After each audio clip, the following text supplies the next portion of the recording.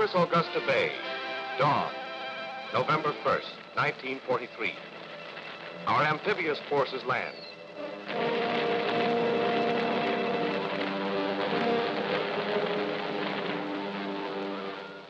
The beachhead established, the transports retire. From the northwest, a Japanese force is heading into attack. In the early morning hours of November 2nd, Task Force 39 met them and routed them. Since the conquest of Guadalcanal, culminating in the surface engagement of the 14th and 15th of November 1942, so disastrous to the Japanese fleet, our forces have advanced steadily in their drive to oust the enemy from the Solomon Islands.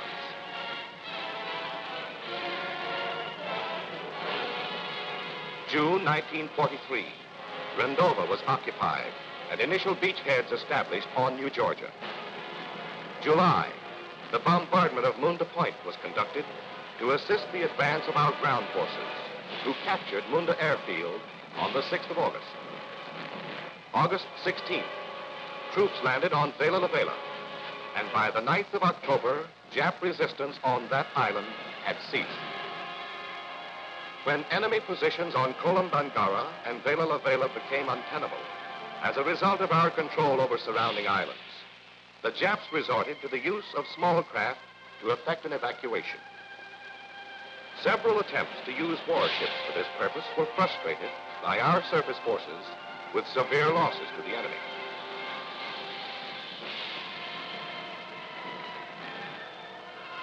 We were now faced with the task of eliminating Bougainville as the last obstacle to complete the domination of the Solomons. Dog Day for the Marine landing at Empress Augusta Bay was set for dawn of November 1st. In preparation for the landing, the plan called for a surface bombardment of Buka and Bunis airfields by Task Force 39 shortly after midnight.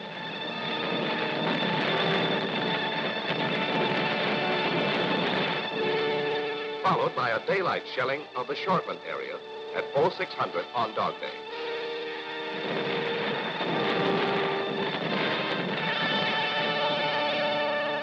After the completion of the Shortland's bombardment, one destroyer division was to break off from the task force to fuel from an oil barge in Hawthorne Sound.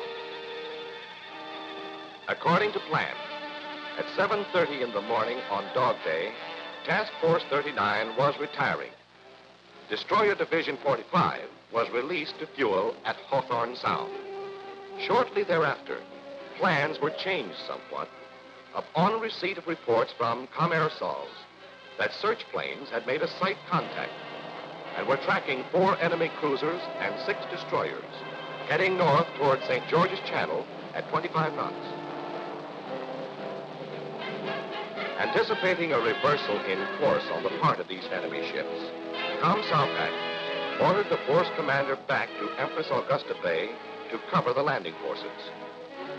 Task Force 39 arrived at 14:15.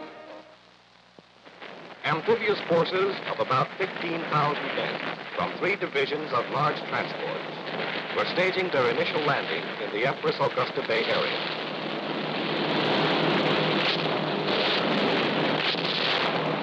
Threatened air attacks delayed the unloading and departure of the transport.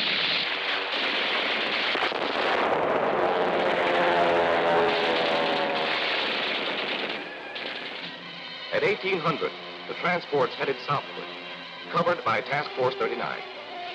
In the meantime, Destroyer Division 45 had completed fueling and was on the way to rejoin.